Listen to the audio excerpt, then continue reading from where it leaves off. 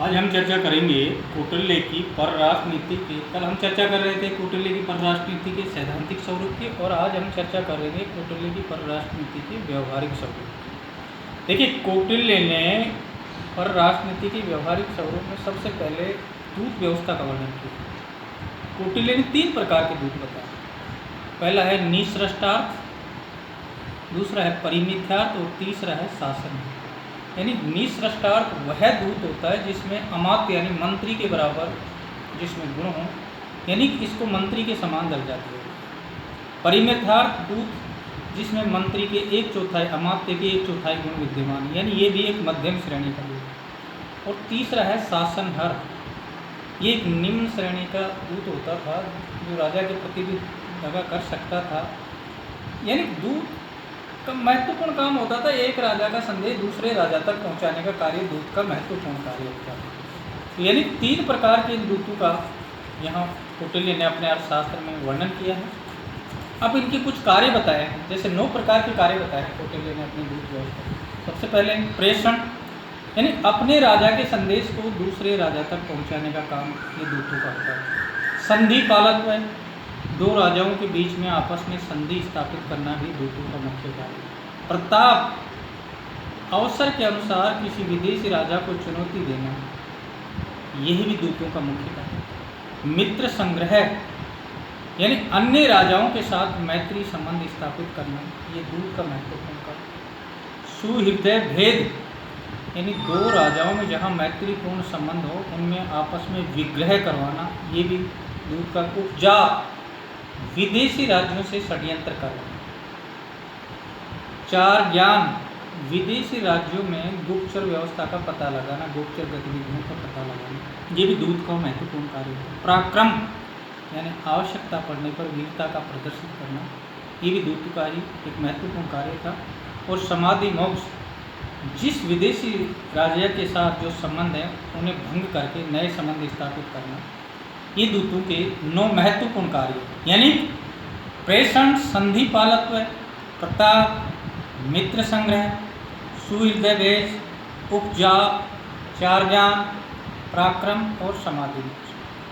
इस प्रकार कौटिल्य ने अपनी प्रशासनिक व्यवस्था में दूत व्यवस्था का विस्तृत विवेचन कराया है। दूत व्यवस्था के साथ ही कौटिल्य ने प्रशासनिक परराष्ट्र नीति के अंतर्गत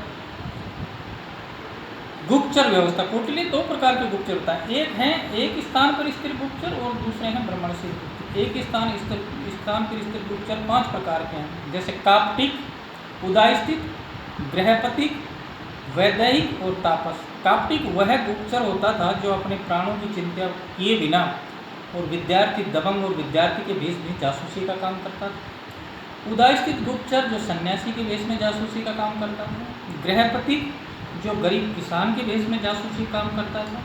वैदेहिक गरीब व्यापारी के भेष में जासूसी का काम करता था। और तापस सर मुंडाए और जटा धारण किए अगर जो भी गुप्तचर का काम करते थे उन्हें तापस कहा। तो एक स्थान पर स्थिर गुप्तचर 5 प्रकार के, काप्टिक, उदायस्थित, गृहपतिक, वैदेहिक और तापस। दूसरे थे भ्रमणशील गुप्तचर।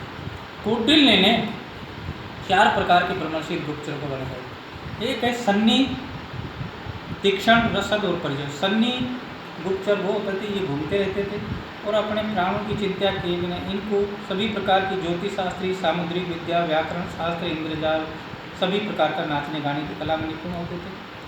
तीक्ष्ण जो अपने प्राणों की चिंता किए बिना भी पैसों के लिए जो हाथी और बाघ से भी भिड़ जाते थे उन्हें तीक्ष्ण गुप्तचर कहा जाता है। रसद किसी के साथ विश्वासघात कर दे, सामने वाले के साथ जहर भी दे सकते थे। परिवार जी का एक स्त्री होती थी जो सन्यासिनी के भेष में जासूसी का कार्य करती थी। इसके अलावा युद्ध, कौटिल्य ने अपनी परराष्ट्र नीति के 4 प्रकार के युद्ध बताए। एक प्रकाश युद्ध, जो देश काल और पराक्रम के आधार पर लड़ा जाता है, जिसमें युद्ध के नियमों का पालन किया जाता है। दूसरा कूट युद्ध, जिसमें छल कपट का सहारा लिया जाता है। और तीसरा तुष्णी युद्ध, जिस युद्ध में विष औषधि का प्रयोग किया जाता था।